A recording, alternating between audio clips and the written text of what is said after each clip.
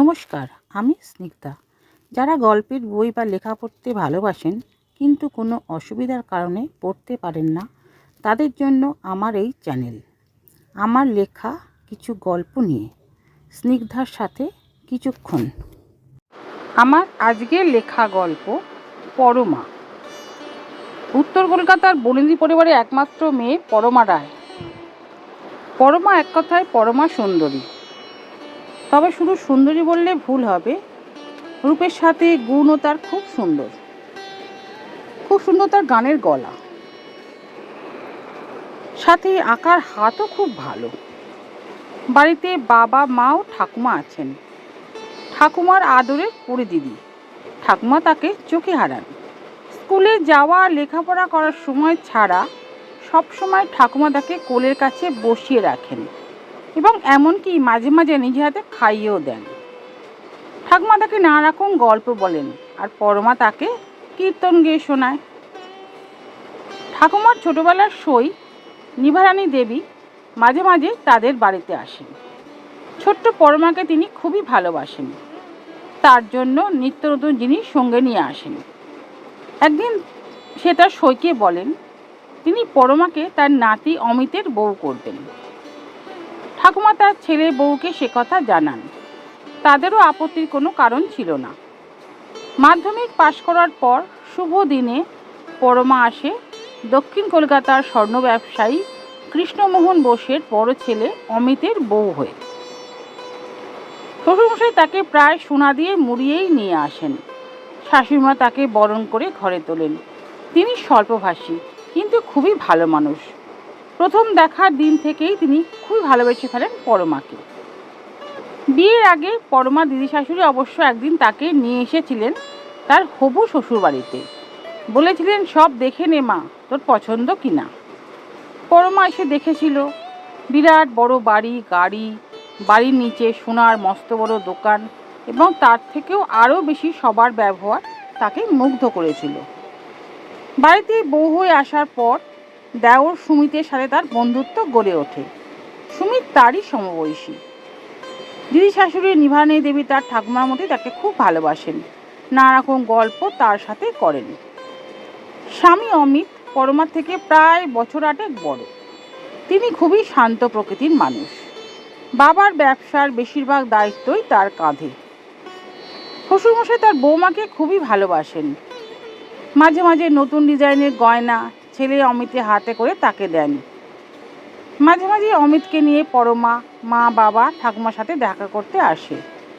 পরমাকে খুশি দেখে সবাই খুব খুশি। 2 বছরের মাথায় পরমা সন্তান সম্ভবা হয়। পরমা চায় তার ছেলে হোক। বিশাল আয়োজন করে তার সাধ হয়। সাধের দিন সবাইকে পরমা বলে তোমরা আশীর্বাদ করো আমার যেন ছেলে হয়। যথাসময়ে নার্সিংহোমে ভর্তি হয়।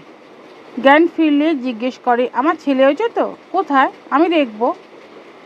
ডাক্তারবাবুটি চুপ করে থেকে বলেন হ্যাঁ আপনার ছেলে হয়েছে।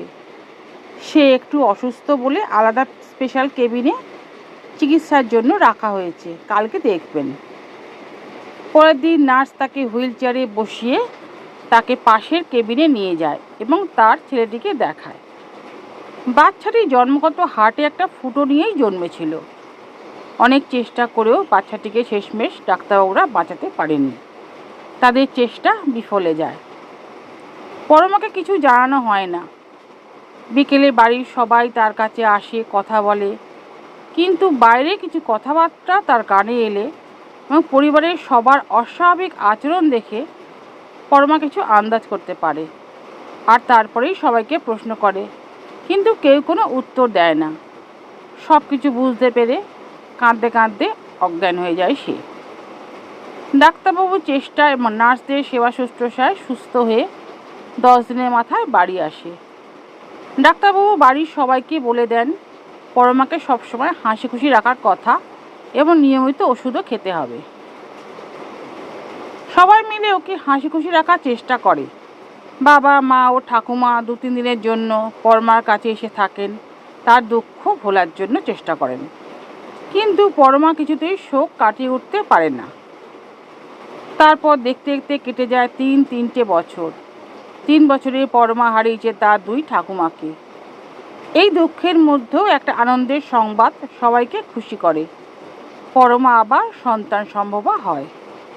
এইবার তার কোল আলো করে আসে একটি কন্যা সন্তান। সেও পরমার মতোই সুন্দরী।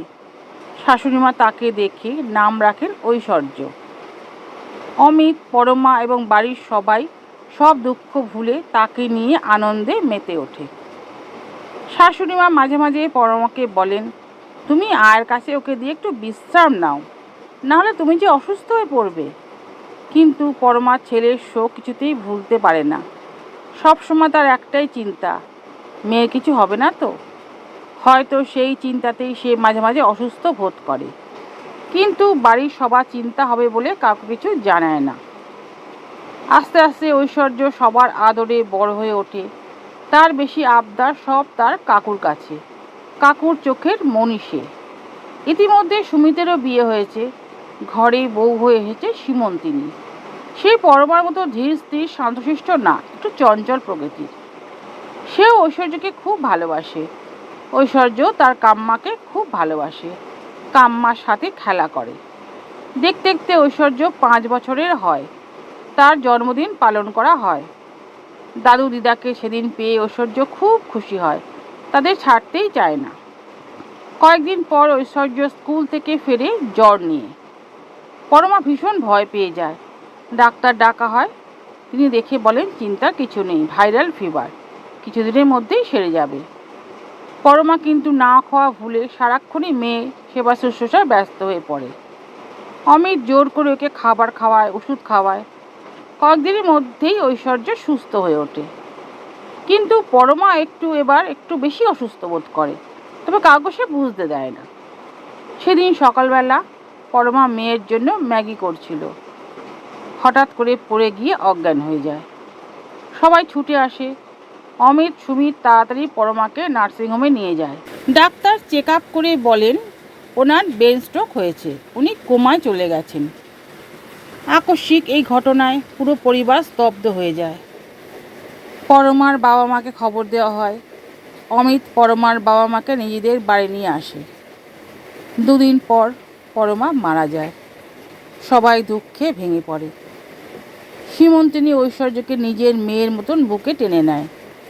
সেই মাকে খুঁজলে সীমন্তিনী বলে তার মা অসুস্থ, ডাক্তারবাবুর বাড়ি আছে, সুস্থ হলে বাবা নিয়ে আসবেন। 20 বছর পর। এই 20 বছরের মধ্যে ঐশ্বর্য হারিয়েছে তার 2 দাদু এবং ঠাকুমাকে। অমিত তার শাশুড়ি মাকে এই বাড়িতেই এনে রেখেছে। ঐশ্বর্য, ওঠ মা, তোর বাবা কখন থেকে তোর জন্য অপেক্ষা করছে। 7টা বেজে গেছে, তুমি আমাকে এখন ডাকলে মা। কবে যে কাম্মা মা হয়ে গেছে ঐশ্বর্য তা নিজেও জানে না। ভাই টুকা এসে বলে, দিদি তুই এখনও ঘুমোচ্ছিস? তাড়াতাড়ি রেডি হয়ে চল নিচে, দেখ আমি কি করেছি। তুই যা, সবাইকে রেডি হতে বল, আমি এক্ষুনি যাচ্ছি। ঐশ্বর্য স্নান করে এসে দেখে তার প্রিয় গোলাপি রঙের একটা ঢাকাই শাড়ি বিছানার উপর রাখা রয়েছে এবং তার সাথে একটা হালকা সোনার সেট। সে রেডি হয়ে বাবার ঘরে আসে। দেখে বাবা মায়ের ছবির দিকে তাকিয়ে চুপ করে বসে আছে। ঐশ্বর্যকে দেখে তার বাবা বলে, আয় মা, মাকে প্রণাম কর। ঐশ্বর্য প্রণাম করে। আজকে তার মার মৃত্যুবার্ষিকী। ভাই দিদাকে ধরে ধরে নিয়ে আসে। ঐশ্বর্য বলে, তাড়াতাড়ি নিচে চলো। দিদা দেখে নিচের হলঘর খুব সুন্দর করে সাজানো রয়েছে। দিদার হাতে ঐশ্বর্য একটা কাঁচি দিয়ে বলে, নাও ফিতে কাটো, এবং চশমাটা ঠিক করে দিয়ে বলে, এদিকে তাকাও তো একবার। দরজার মাথার সাইনবোর্ডে বড় বড় করে লেখা, পরমার্স মিউজিক একাডেমি। সবাই মিলে ভিতরে ঢোকে। ভিতরে পরমার একটা বড় ছবি রাখা রয়েছে। ঐশ্বর্য আর টুকাই সুন্দর করে ফুল দিয়ে ছবিটা সাজিয়ে দেয়। দিদার চোখে জল দেখে ঐশ্বর্য দিদাকে জড়িয়ে ধরে বলে, আমি বাবার কাছে অনেকবার শুনেছি মায়ের গানের স্কুল করার শখ ছিল, কিন্তু মায়ের জীবনের নানা সমস্যায় তোমরা তো সব জানো, মা স্কুলটা করতেই পারেনি। তাই আমি আজ মায়ের একটা স্বপ্ন পূরণ করলাম। মা যেখানেই আছে সেখান থেকে দেখে নিশ্চয়ই খুশি হবে, তাই না দিদা?